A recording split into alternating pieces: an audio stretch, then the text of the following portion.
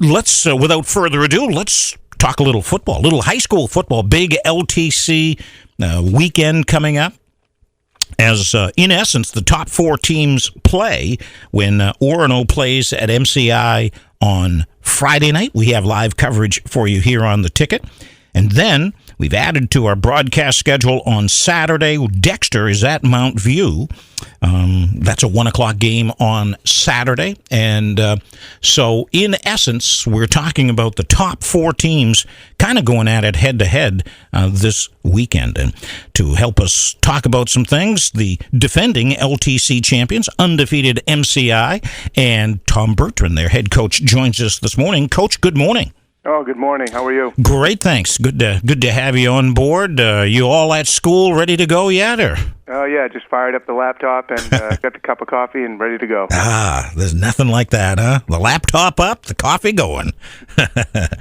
A lot of people be interested, Coach. Your duties, you have interesting duties. We know you as the football coach, but tell the folks what else you do during your day job. Oh, yeah, I'm an administrator here at the school. I'm the Dean of Student Life, so I kind of handle all of the discipline, wellness, coordination here at the school, as well as all of our boarding program, overseeing that. So, yeah, it's a busy full-time job to go with the football job for sure. Yeah. So, in some respects, I'm guessing football is a nice little relief for you, right? Well, I'm a teacher at heart, so yeah. that's my classroom, and really an opportunity for me to get out and enjoy teaching kids and working with them in a different capacity. So, yeah, I've always loved to coach football. I've been doing it for over 20 years, and I love every day of it. Well, I'd say your class is doing pretty well here so far. What do you have to say about your team sitting there at 6-0 and with Orono coming to town on Friday night at 6-0 as well? Well, we knew this was going to be a tough stretch for us, and this is the one we had circled from the get-go. Orono has been good year in and year out, and we knew that they had a lot coming back, and we expected for them to be right where they're at, and hope that we would be where we are. So this has been a week that we've been preparing for since the end of last season. So a lot's going into it, and after a tough battle with Dexter last week, we're getting ourselves regrouped and ready to go. Mm-hmm. Yeah, it's kind of interesting, isn't it, the way it worked out just schedule-wise, almost like a round-robin, Dexter, you, and Orono all undefeated, and you played Dexter last week. Now you've got Orono, and then Orono-Dexter play each other next week. Correct. Yeah, it's definitely turned out to be. Who knew at the beginning of the season? The parity in our league is really big this year, and so who knew this was going to be where we were at? But it turns out that way, and it is a big few weeks here, and things will shake out, especially with four teams going to the playoffs. Every game matters this year, and these few weeks will tell a lot. Yeah, let's talk about that a little bit, because that's what I was going to bring up next. Is that I guess coaches voted on this, that they're just going to go. You're going to play a 9th week of regular season, but only the top 4 teams make the playoffs this year, right? Right. Having been one of the top 2 teams the past few years, people think that a bye week is an advantage, and it is in a lot of ways. But we're talking about high school athletes and high school programs and the pros, and in college, that bye week can be a great rest week, and it can for us as well. But what we've found, and others who were in that same spot, found that it got people out of their routine. So taking 6 teams to the playoffs was really putting the top teams at a little bit of a disadvantage in some ways. So the choices were 8 or 4 teams, and we voted to go with the 4-team format. And I think that it's the right choice this year. Yeah, and here we are, 6 weeks in, and I'm looking at the Crabtree points here right now. I mean, it's I guess because you probably played the same schedule so far. You're exactly Crabtree points and opposition records and all. You and Orono are absolutely tied right across the board. Well, you're gonna find that we all another real advantage is that we all play each other. So the Crabtree points almost become a non-issue because everybody will have the same opponent's winning percentage, which is part of that formula. So really, you have to win and you have to beat the teams that you need to beat in order to make the playoffs and then get the home seed. So it's worked out really well for us, I think, in our league. Mm-hmm. What for people who may not know, we were talking obviously last year. You did the fast break football. I always call it like the Oregon Ducks, and with the placards and all that stuff. And you still do that, but maybe not quite as fast. Is that possible to say? Or? Well, that's not by design. We want to move as fast as we can. Part of what we do is we condition in the off season really well, and we want to be in shape to be able to get as many plays in as we can get in a game, and as well as try to get the tempo up a little bit. So we've lost a little bit of that this year. We've put a lot of new stuff in, new packages for different kids, and it's required some teaching and shuffling some kids around.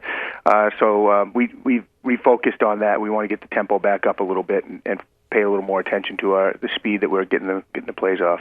And part of that too is, I mean, you lost a lot through graduation, right? You lost your starting quarterback. Your boy, obviously, one of your boys graduated, and I mean, it's basically a whole new line too, right? It is a whole new offensive line. We had 5 seniors last year. These guys were right there waiting to go. Some of them were our second, ready to go. Other guys we've moved from different positions and had to plug in, losing the core that we lost the last couple of years. Certainly we needed to rebuild some things. But again, we've got guys that have been playing a lot of football because we've been fortunate to have some games where our JVs and younger guys have had a chance to play in the last couple of years. So yes, it's a rebuilding, and some other guys have to step in, but they've done a great job, and we're trying to put more and more in all the time so we can be so diverse on offense. Mm-hmm.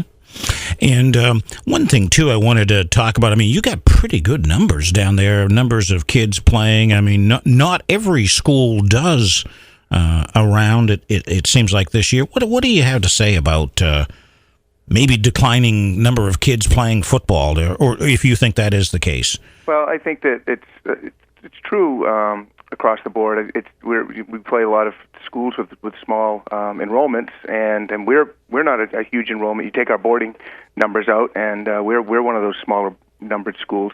To get the kids out playing, and football is a difficult sport. To get them to play football specifically takes a lot of commitment. So we've worked hard to build our program right from the youth level up through, and we've had success in keeping kids involved and staying with football, so that when they get up here, there's some excitement around football here at MCI, and they want to be a part of that. And then once we get them in here, we find roles for them, and they find success, and it just keeps building. And we're not the first program to be able to figure that formula out. It's nothing novel, but we've been very fortunate to be able to do that. Mm-hmm. But I mean, what you're saying of building from the ground up, I mean, for any of these communities that want to keep their football going and all, you really have to start there, right? Well, you do, and the community needs to be really vested in it. It's a difficult sport, and it's easy to kind of bow out at some point and go to something that's easier. And we have great guys coaching this game, and the communities that support our football programs and all of our athletic programs are in central Maine and small towns. It's a big part of the community, and so for kids to be involved in it in the long run is good for them and to stick with it. But it's up to us and their parents and others in the schools and the communities to keep them involved. And if that doesn't happen, then certainly the sport's going to start to dissolve a little bit. Mm-hmm. Hey, one other quick thing I wanted to, before we let you go, talk about. You're up for this national vote. You're aware of it, right? This U.S. Cellular coach vote thing? I am. I found out about that. I was contacted by U.S. Cellular to tell me that I've been nominated, which is a great honor. Yeah. I didn't ask who had nominated me. I did find out it was a former player, and then I've heard from others that some other people nominated me. So that in itself is the award. It's great to be recognized at that level, but just to have someone who played for you or a couple of people who played for you nominate you and get you into the running for that it's nice. Would love to be in the top 15 because we get a little money for the school. But again, just being a part of that, it's one of those recognitions that you get from the guys who've been around you, that know you, that means so much. So it's quite an honor, and pretty proud to just been nominated. Yeah, and I wanted to let people know, because you can go on and vote and kind of help out the thing. Coach Bertrand and Brunswick coach Dan Cooper, I guess, is the two guys that have. There are 50 high school coaches around the country. It's called the U.S. Cellular Most Valuable Coach. And you can go online. I've got it up here, right here, Coach. And you're number 22. You got to get to that top 15. Yeah, I was up a little higher, and then we dropped off. So again, that's okay. But it's kind of fun to check in every day. But it'd be nice to get that top 15. But we're focusing on winning football games, and that's kind of a sideline. But again, it's just a great honor just to be recognized and be a part of it. Yeah, I mean, I think they're giving like $5,000 to the school for the top vote getters and all of that. So again, it's $5,000 for the top two, and it's $1,000 for the top 15. So isn't that great? Huh? Shooting for that top 15, but dropping fast. So. Well, listen, I want to give out to everybody. You can just type in U.S. Cellular Most Valuable Coach. Very easy to get online and to vote. U.S. Cellular Most Valuable Coach. .com. That's the all one word, and can help out Coach there a little bit and see what happens. We're going to follow. You have until October 17th. October 17th is the cutoff to vote. So, great. Coach, thanks very much for joining us. I know you got duties to get off to, and we'll see you down there on Friday night. Oh, thanks so much, Dale. We'll talk to you soon.